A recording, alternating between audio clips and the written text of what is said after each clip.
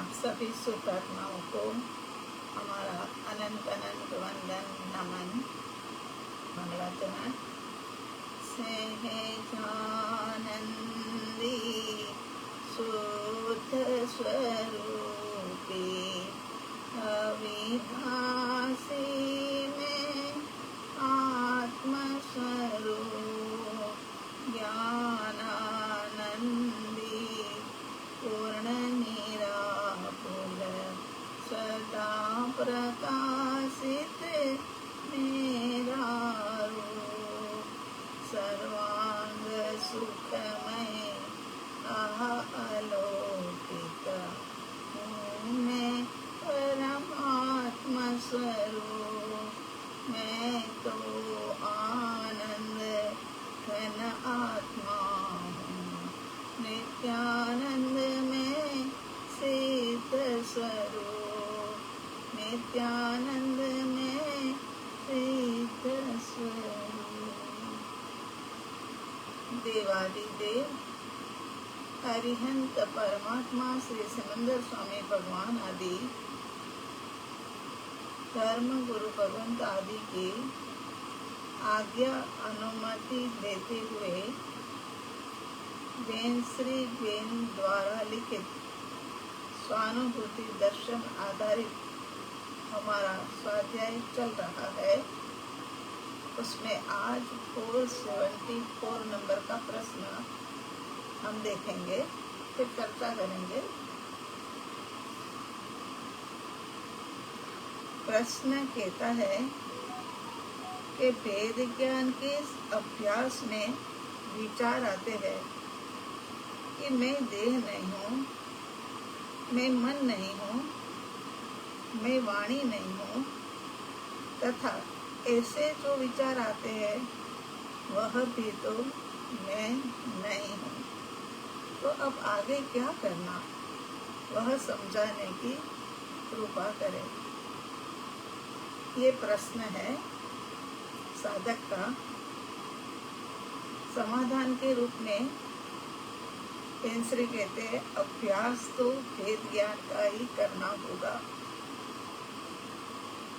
क्योंकि वो ज्ञानी है, उनको पता है कि जब तक वेद ज्ञान नहीं होगा तब तक सम्यक दर्शन नहीं होगा तो मोक्ष मार्ग नहीं खुलेगा।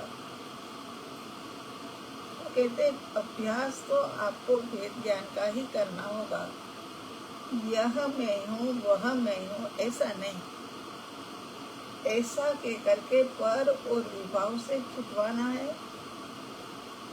तथापि वेद ज्ञान के अभ्यास में स्थिर नहीं रहा, फिर भी वेद ज्ञान के अभ्यास में स्थिर नहीं रहा जाता हो तो शास्त्र अभ्यास करे, जिसके अंदर में वेद ज्ञान का स्वरूप बताया जाता हो।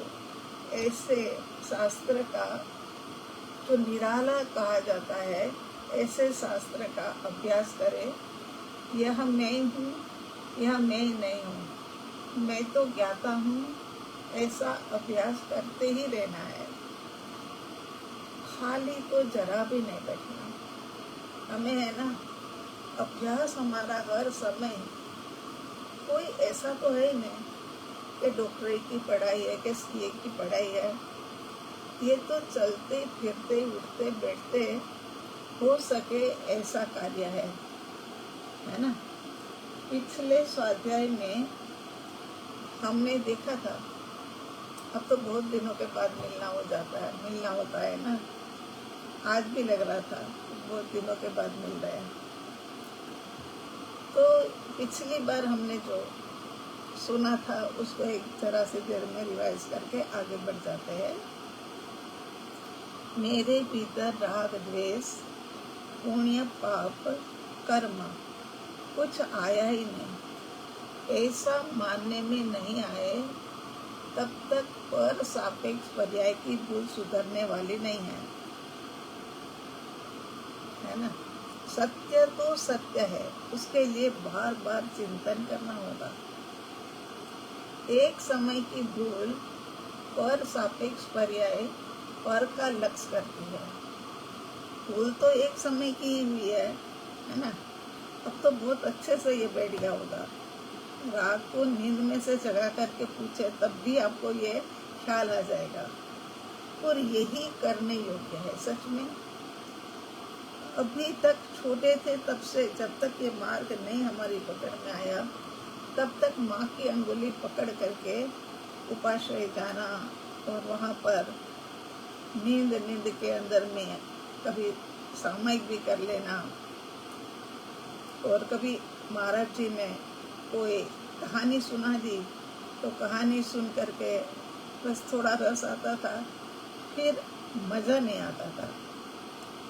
लेकिन जो मेन मार्ग है ना, मुख्य मार्ग है, जो धूरी रास्ता है ना, वह तो यही वाला है।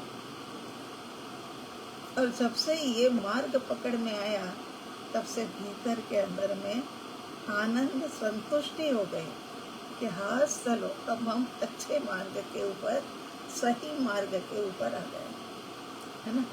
अब चाहे कदम चले, 2 कदम चले, 4 कदम चले, मगर अब हमारी सफ़र आगे बढ़ रही है, ऐसा विश्वास मतलब भीतर से आता है।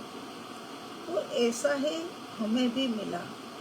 एक समय की भूल पर सापेक्ष पर्याय पर का लक्ष्य करती है। पर सापेक्ष पर्याय का उत्पाद शुद्ध है और व्यय भी शुद्ध है, क्योंकि जब उत्पन्न हुई तब द्रव्य में से उत्पन्न हुई। द्रव्य के अंदर से निकलने वाली प्रत्येक पर्याय शुद्ध होती है, कोई अशुद्ध होती ही नहीं है ना।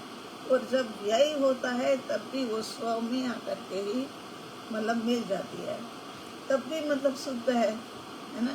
पर का लक्ष्य किया फिर भी मैं शुद्ध हूँ, क्योंकि पर का अनुभव होता है तब त्रिकाल शुद्ध का ही अनुभव होता है। यदि पर्याय में अशुद्धि होती हो तो त्रिकाल शुद्ध द्रव्य का अनुभव नहीं होता है। साफ बात है ना कि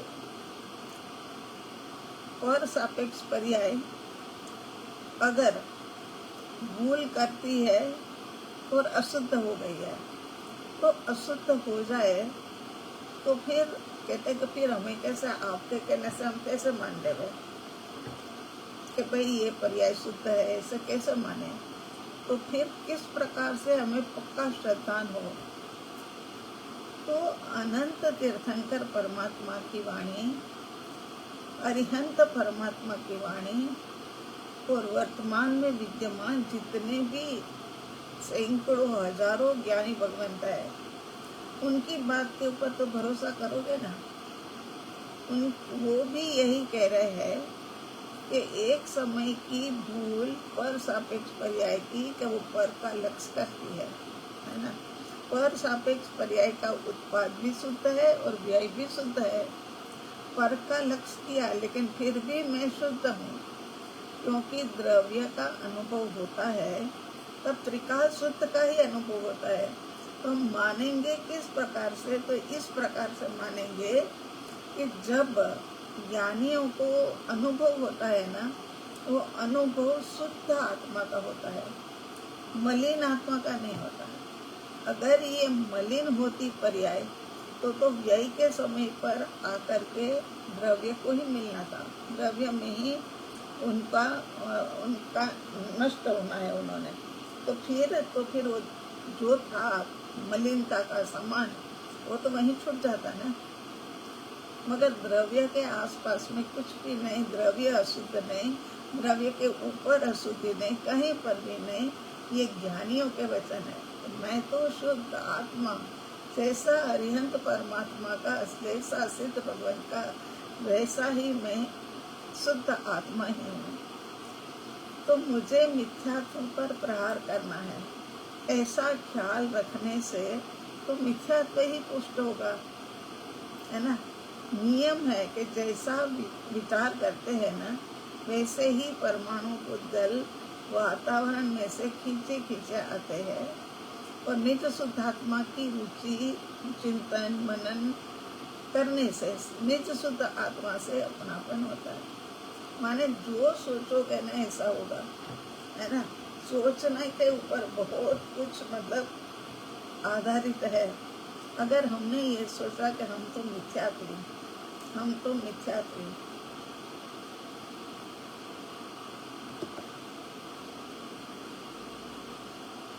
तो हम जब मिथ्यात्वीपना सोचेंगे तो वातावरण में तो ठूस ठूस करके भरे हैं, मिथ्यात्व के परमाणु पुद्गल भी भरे हैं। तो फिर वो ही खींचे आएंगे कि हमें कोई याद कर रहा है, चलो जल्दी जल्दी चलो, हमारी जरूरत पड़ी है किसी को। और ये मिथ्यात्व के परमाणु पुद्गल को ही मतलब चिपकेंगे और उनको ही सहयोगी बनाएंगे। और इस कारण से हमारा मिथ्यात्व जो है ना वो भारी हो जाता है, गाढ़ हो जाता है, गाढ़ मिथ्यात्व। और अगर ऐसे सोचे कि शुद्ध आत्मा, बस मैं तो शुद्ध ही हूँ, मेरी आत्मा का द्रव्य भी शुद्ध, गुण भी शुद्ध, प्रदेश भी शुद्ध, शक्तियाँ भी शुद्ध, पर्याय भी शुद्ध, ऐसा सब सोचते हैं तो भीतर में वातावरण में फैले हुए शुद्धता के जो परमाणु पुद्गल है वो आकर के यहाँ मिल जाएंगे। तो यहाँ हमारा सम्यक्त्व पुष्ट होगा, या सम्यक्त्व में जाने की भूमिका जो है वो हमारी जो है वो तीव्र होगी, है ना, गाढ़ होगी। ये समझने वाली बात है कि कभी भी गलत का चिंतन तो करना ही नहीं है। कोई करता हो तो उनको भी कहना है कि गलत के चिंतन में नहीं। अरे परमात्मा स्वरूप आत्मा जैसा परमात्मा का आत्मा है ना वैसा ही, और अनंत काल तक वो सुख में विराजमान रहने वाले हैं, वैसा ही मेरा आत्मा शुद्ध है। और मैं भी अपने एक सफल प्रयत्न के आधार के ऊपर कभी न कभी सिद्ध बन करके सिद्धालय में स्थित हो जाऊंगा। ऐसे कारण भी रखो अपने को मरे नहीं जीना है ना, ऐसे मुंह लटकाए नहीं जीना है। हमें तो परमात्मा स्वरूप होकर के जीना है। मैं तो वर्तमान का अरिहंत हूँ, मैं तो वर्तमान का सिद्ध हूँ। मेरी जाति तो पूछो, मेरी जाति तो मैं वितराग जाति का एक सदस्य हूँ। मेरा कुल वितरागी है, मेरी जाति वितरागी है, सब कुछ वितरागी।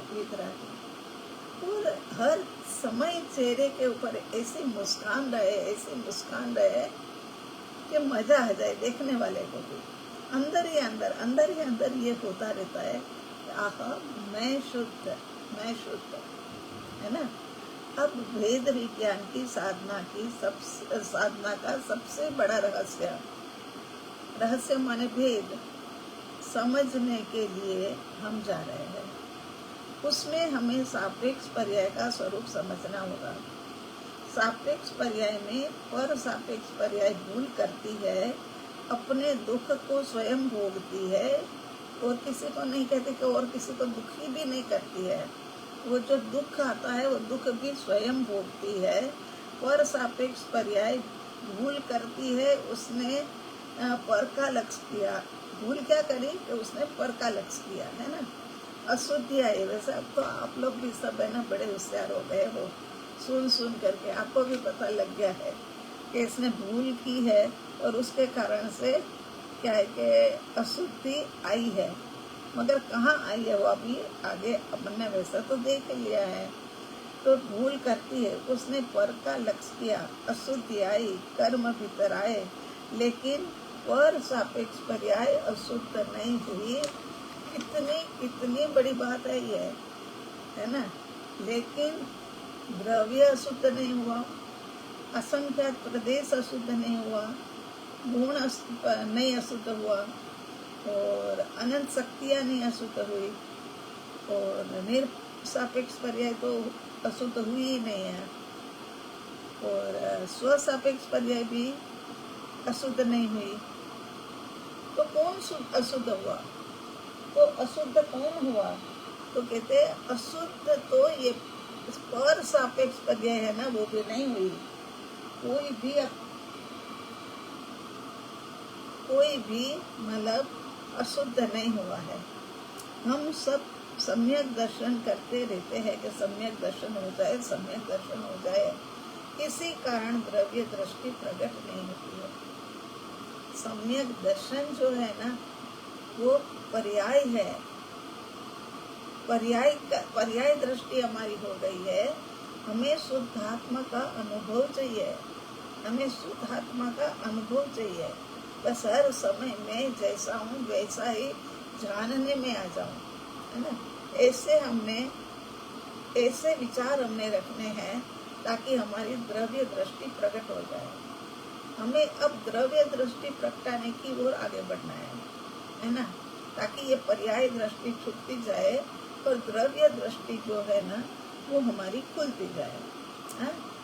कुछ सोगानी साहब कहते हैं, मैं तो मोक्ष स्वरूपी ही हूँ, मोक्ष होना है तो हो जाए, नहीं तो मैं तो ये बैठा, मैं तो जहाँ बैठा हूँ वही मेरी सिद्ध शिला है और मोक्ष में ही मैं हूँ।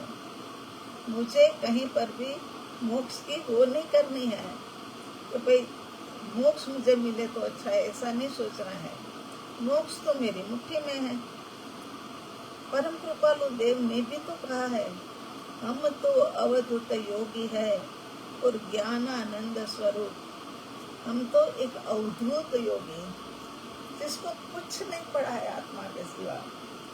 उन्होंने क्या कपड़े पहने हैं, पूरे पहने हैं, नहीं पहने हैं, ढंग से रह रहे, नहीं रह रहे, खा रहे, पी रहे, कहीं पर उनका ढंग एक निराला ही होता है। तो कहते हम तो अवधूत योगी है, हमारे लिए सब कुछ मतलब ग्राह्य है। ऐसा नहीं कि बढ़िया से बढ़िया मिले तो ही हम ग्रहण करें। तो मैं ज्ञानानंद स्वरूपी, भगवान जिससे बना वह मैं हूँ। भगवान जिससे भगवान बने ना वो मैं हूँ, माने मैं भगवान आत्मा ही हूँ। हमें मिथ्यात्व पर प्रहार नहीं करना, क्योंकि हमें मिथ्यात्व मुखी नहीं बनना। हमने अभी देखा कि अगर जो विचार रखेंगे ना उसी के अनुरूप हमारे भीतर में परमाणु पुद्गल आकर के हमारे विचार के परमाणु के साथ चिपक जाएंगे। तो मिथ्यात्व मुखी नहीं बनना। लक्ष्य तो निज शुद्ध आत्मा का ही करना है, तभी निज शुद्ध आत्मा से अपनापन होगा। अपनापन मिथ्यात्व से करना है या अपनापन जो करना है वो अपने से करना है। किससे करना है? जिससे करना है ना उनको बहुत याद करो। अगर मिथ्यात्व से अपनापन करना है तो मिथ्यात्व को याद करो। अगर उससे परे हो जाना है, अनादि अनंत काल का मिथ्यात्व हमें छोड़ना है, तो फिर क्या करना होगा? तो फिर हमें द्रव्य दृष्टि अपनानी होगी। नित्य शुद्ध आत्मा ही मैं हूँ ऐसा सोचते हुए एक अपनापन करना है। पर द्रव्य है, चेतन भी तो पर द्रव्य है।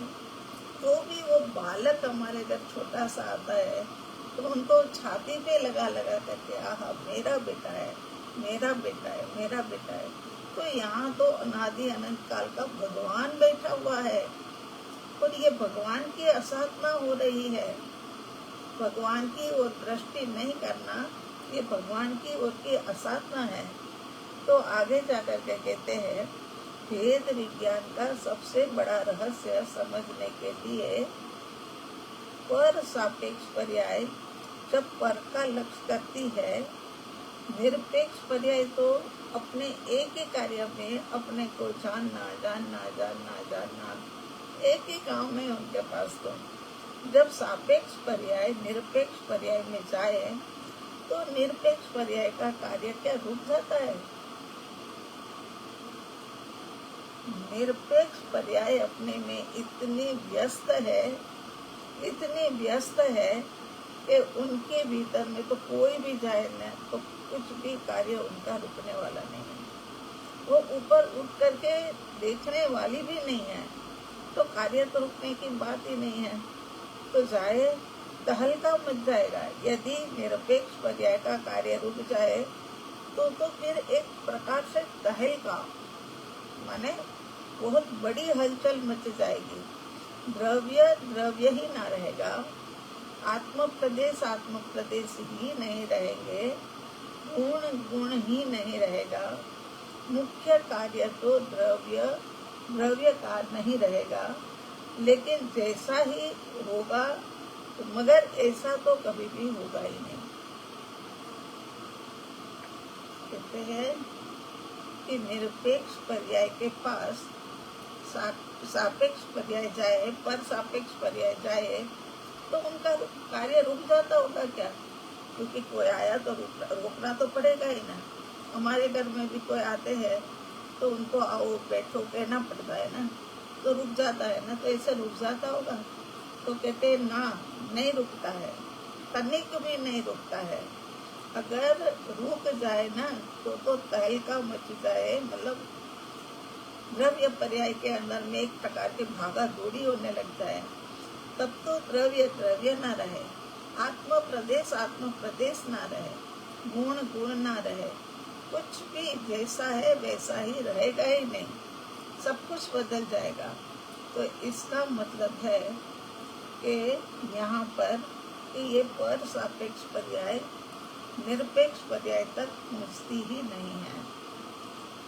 ये तो ऐसी बात हो गई ना, ऐसी बात हो गई ना कि मम्मी बच्चे को कहे कि 1-2 मिनट के लिए तो श्वास को रोक दे, तेरी मैं नाक बंद कर देती हूँ, मुंह तूने खोलना नहीं है, श्वास को रोक दे।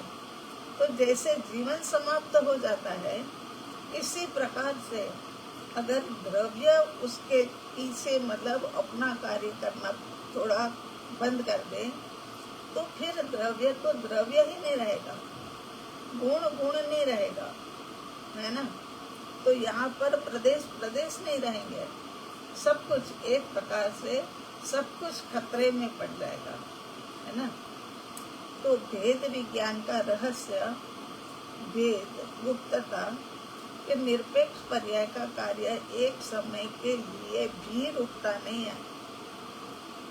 निरपेक्ष पर्याय का कार्य निज शुद्धात्मा को और अपने को जानना, इतना ही काम है उनका। निज शुद्धात्मा को और अपने को जानना यही कार्य है। भेद विज्ञान का रहस्य नहीं जाना तो हमारी साधना ही शुरू नहीं हो पाएगी। पर सापेक्ष पर्याय की तो ये कमजोरी है, उनकी तो कमजोरी है कि वो अपने को भूल गई। मगर अपन थोड़े पर सापेक्ष पर्याय जैसे है, नहीं है ना। अपन तो बड़े ही मतलब सावधान व्यक्ति है। अपन अपने को कहाँ भूले हैं, याद ही है ना सबको, अपना अपना नाम सबको याद है। अरे नाम से कुछ नहीं होना, नाम वही तो पर सापेक्ष पर्याय है। मतलब आत्मा है वो द्रव्य है। तो भेद विज्ञान का रहस्य नहीं जाना तो हमारी साधना ही शुरू नहीं होगी।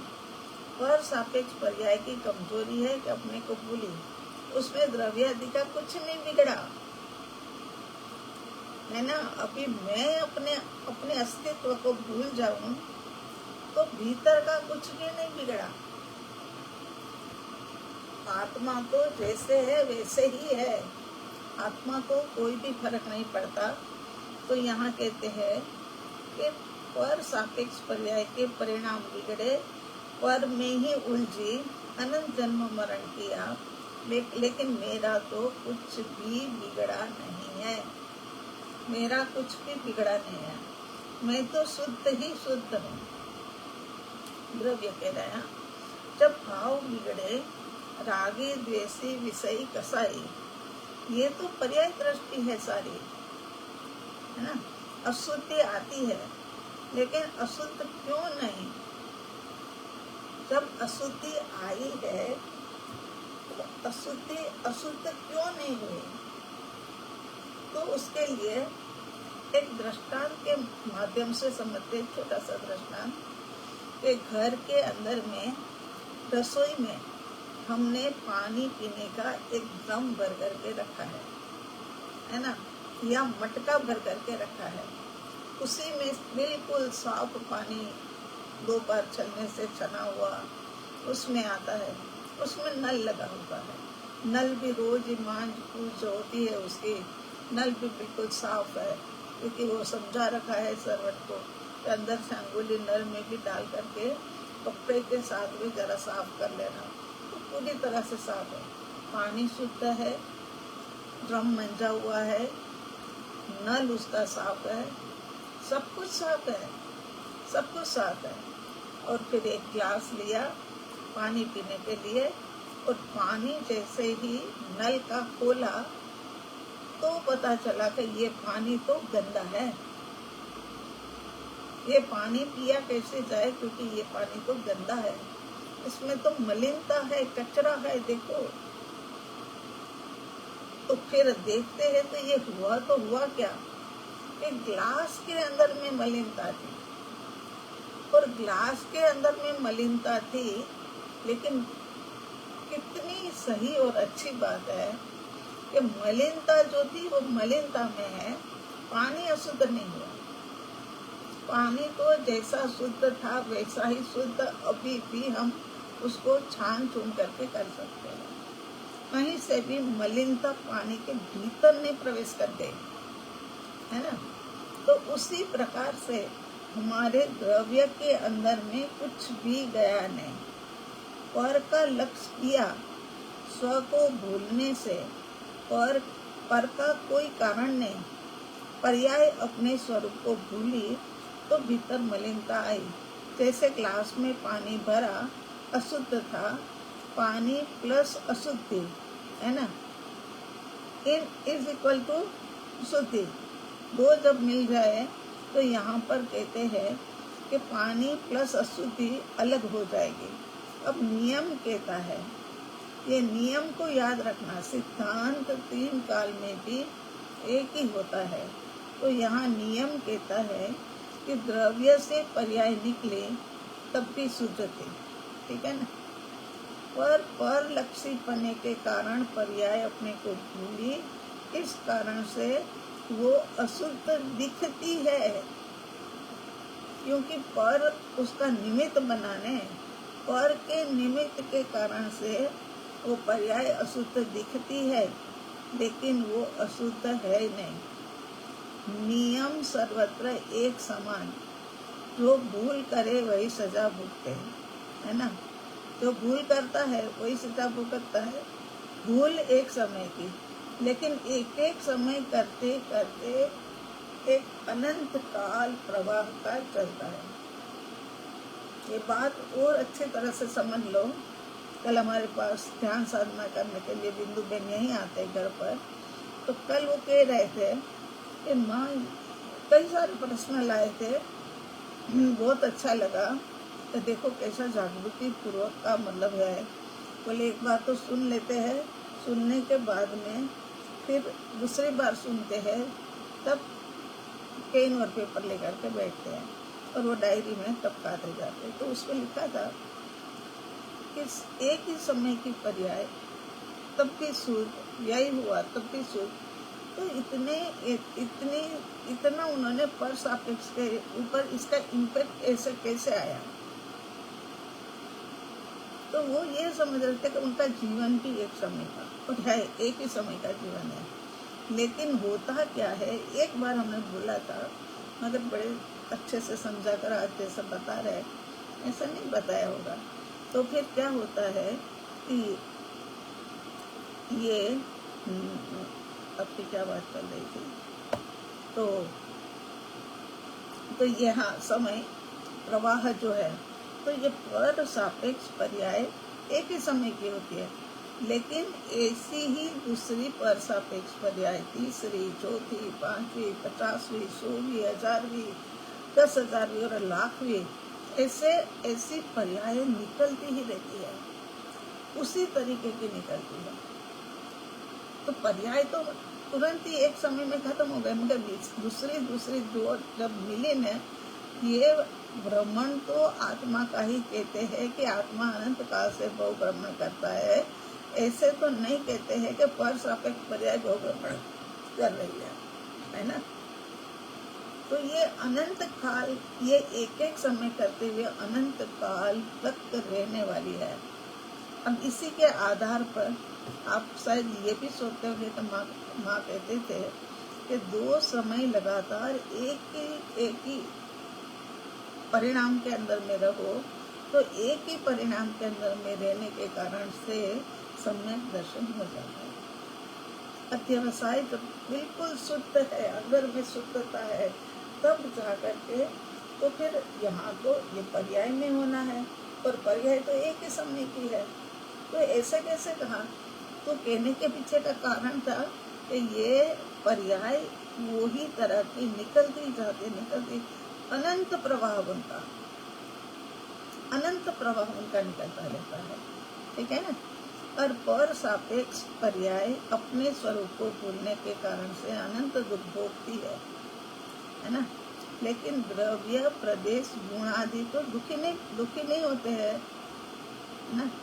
तो कहते हैं कि सब पर्याय के साथ अभेद है। भ्रमण तो आत्मा का भी होता है, आत्मा भी अनंत काल से भ्रमण कर रही है। ऐसे तो नहीं कहते हैं कि पर सापेक्ष पर्याय अनंत काल से भ्रमण कर रही है। हम भी यही कहते हैं ना कि अनंत काल से भटकते अब बहुत मुश्किल से मनुष्य का जन्म मिला है। अब मनुष्य का जन्म मिला है तो बस इसको सार्थक कर लिया जाए। तो कहा तो ऐसे ही जाता है ना, ये तो नहीं कहते कि पर सापेक्ष। उसके लिए एक उदाहरण सुनो, जैसे कि शरीर के अंगोपांग सब जो है वो अभेद है ना, उसका कोई भेद नहीं है, वो सब अभेद है ना। समझाने के लिए और समझने के लिए अलग अलग नाम दिए हैं कि ये हाथ है, ये अंगुलियां है, ये सिर है, ये सब कुछ मतलब दिया है। और एक दिन की बात कि आँख को बहुत जबरदस्त दर्द हुआ, उसके अंदर में कुछ गिर गया, और गिर जाने के कारण से बहुत लाल भी हो गई, और उसमें से पानी भी टपक रहा है, और अब तो दर्द भी बहुत ज़्यादा हो रहा है। वो व्यक्ति ऐसा तिल मिला उठा है कि अब सहन नहीं होता है। अब सोचते हैं कि डॉक्टर के पास ले जाए। डॉक्टर की अपॉइंटमेंट लेकर तुरंत निकले और डॉक्टर के पास जाकर के डॉक्टर को दिखाया। तो आप हमें ये बताओ कि आँख का दर्द है तो खाली अकेले आँख को ही ले जाना चाहिए था ना, ये तो पूरा सारा का सारा सैन्य लेकर के चल पड़े,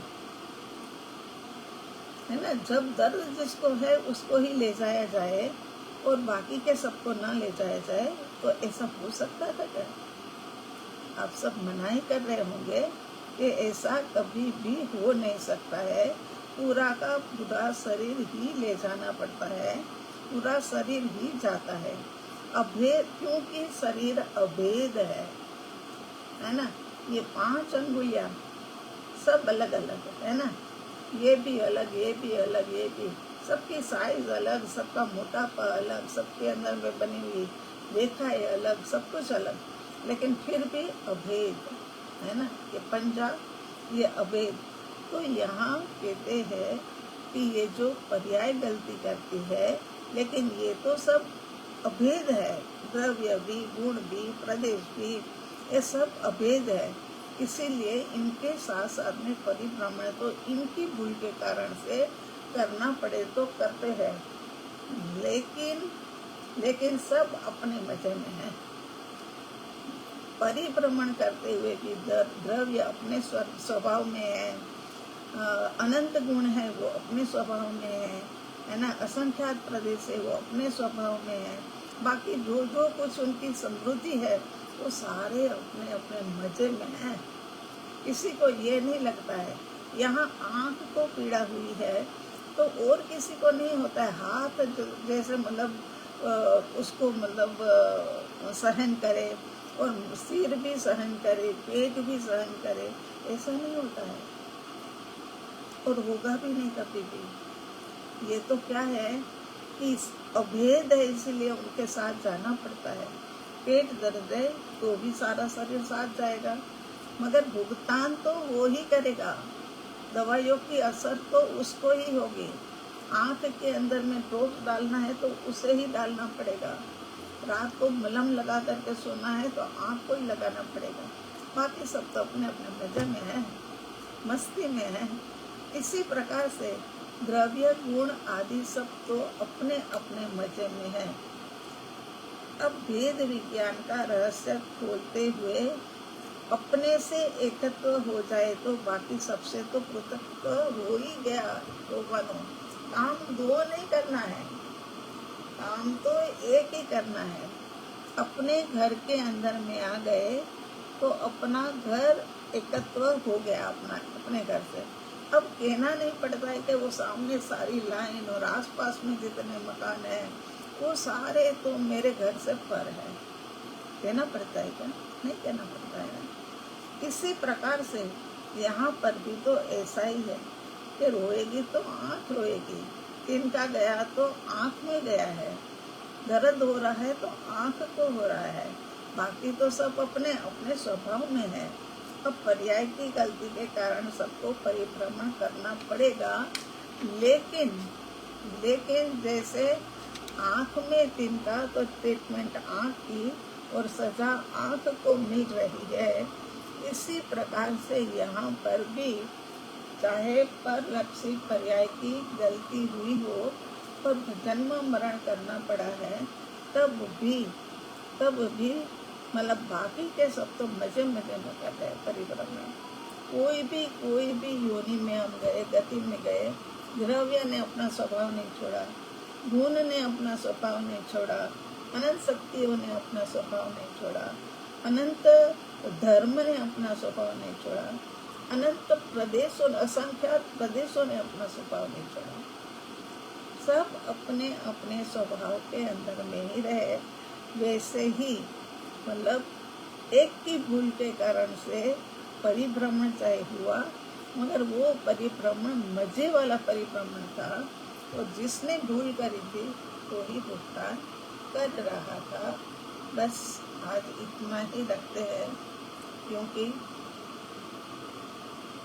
मुमुक्षु ध्यानदीप परिवार के साधकों की हमको एकदम सूचना है, वो तीखी सूचना कहते हैं ना, कि आप 2 बजे तो मने बंद कर ही दोगे, नहीं तो हम थोड़े दिन के लिए अभी स्वाध्याय बंद रखते हैं। कोई ज़्यादा बड़ी चीज़ नहीं है, कुछ बात नहीं है। ये तो बीपी हो गया है तो ये सिर को तकलीफ है तो सिर एक अकेला भुगतान करता है। हमें यहाँ पर ये करवाने में हमें क्या परेशानी है? उल्टा अच्छा है, हमारा मन भी थोड़ा मतलब फ्रेश हो जाता है, क्योंकि जन्म से लेकर के इसी में ही रमे हैं, तो ये रमना मिल गया हमें। ऐसा कह करके हमने 2 बजे तक आधे घंटे तक ही बोलेंगे थोड़े दिन के लिए, ऐसी श्योरिटी उनको दी थी। लेकिन कुछ भी हो, द्रव्य कोई भी उदाहरण हो, दृष्टांत हो, तो पूरा करे, इतनी तो देर लगती ही है ना। और आज सूचना भी है, सूचना के रूप में आज चातुर्मासिक 14 है, बहुत बड़ा दिन है। आधा दिन तो निकल गया और फिर अभी आधा दिन बाकी है। आधे दिन के अंदर में जितना भी धर्म ध्यान हो सके, और आज से शुरू होने वाला 4 महीने के अंदर में बस एक ही बात, वैसे परंपरागत चातुर्मास तो बहुत किए सबने, मगर अब ये एक विशेष चातुर्मास करके देखो कि नीच आत्मद्रव्य का बल ही बढ़ाना है, बस उसी के अंदर में रमण करते रहना है। जितना भी हो सके इतना चिंतन यही वाला कि मैं शुद्ध आत्मा हूँ, मैं शुद्ध आत्मा का सतत रटन भीतर में चले, और शुद्धात्मा की गोली मुंह के अंदर। किसी के साथ में ज़्यादा बात नहीं, किसी के साथ में ज़्यादा चिंतन नहीं, ना ज़्यादा मिलना, ना ज़्यादा फ़ोन, कुछ भी नहीं। फ़ोन के लिए तो 4 महीने के लिए रोज़ 4 फ़ोन करने की छूट रख करके बाकी प्रस्थान कर दो, है ना। और काफ़ी कुछ प्रस्थान ऐसे कर लो कि चातुर्मास के मासिक प्रस्थान के कारण से आपको अपने लिए बहुत सारा समय मिले, और बहुत सारा समय मिले बस उसमें यही करते रहना पीछे जो करवा है, मेरा ख्याल 3 महीने के करीब हो गया होगा, तो 3 महीने से जो अपन ये कर रहे हैं वो, और फिर आगे जो करवाते जाएंगे उसी का ही चिंतन मनन चलता है। अब पारंपरिक चातुर्मास नहीं करना है, अब बोलिया बोली जा रही है, वहाँ जाकर के बैठ करके अपने समय को बर्बाद नहीं करना है। अपना समय बहुमूल्य है, ये अपने समय को कहीं से भी ऐसे वैसे में व्यस्त नहीं कर देना है, ठीक है ना। तो पर्युषण महापर्व की तैयारियां भी अब शुरू हो जाएगी। अपने भीतर में तो हो ही जाएगी, बाहर में तो अभी देर हो तो हो, लेकिन अपने भीतर के अंदर में तैयारी हो जाती है। और न जाने क्यों मगर चातुर्मास शुरू होता है, भीतर से आनंद की हेली उठती है। ऐसा लगता है कि आहा, अपने परमात्मा के दिन आ गए, अपने परमात्मा का मतलब ये पर्युषण महापर्व, इसी के अंदर में परमात्मा के गुणगान गाएंगे। जो हमारे जैसे थे वो आज परमात्मा बन गए, तो हम भी तो एक दिन उनके जैसे ही बन जाएंगे, मगर पुरुषार्थ करना पड़ेगा। प्रभु अनादि के इकट्ठे करे हुए कार्मण वर्गणा के पुतल को छोड़ना या उसका समुद्घात करना, ये कोई सामान्य काम नहीं है ना। तो यहाँ पर क्या है कि पर्युषण पर्व के अंदर में भी जिनको भी आना है वो आए, 9 दिन तक रुके। और ये संडे के दिन गुरु पूर्णिमा मनाई जाएगी। तो जो भी साधक सुनते हैं, चाहे महाविद्या के साधक हो चाहे नहीं हो, चाहे हमें जानते हो चाहे हमें नहीं जानते हो, तो वो भी मतलब महाविद्या क्षेत्र में ये गुरु पूर्णिमा भक्ति आयोजन के अंदर में शामिल हो सकते हैं। बस जो महाविद्या क्षेत्र के अंदर में एक नंबर देते हैं, वो नंबर पर बता दिया जाए हम 2 जने आएंगे, हम 4 जने आएंगे, ताकि व्यवस्था हमारी बनी रहे। उसी के साथ में आज का ये पूरा करते हैं, संपन्न करते हैं।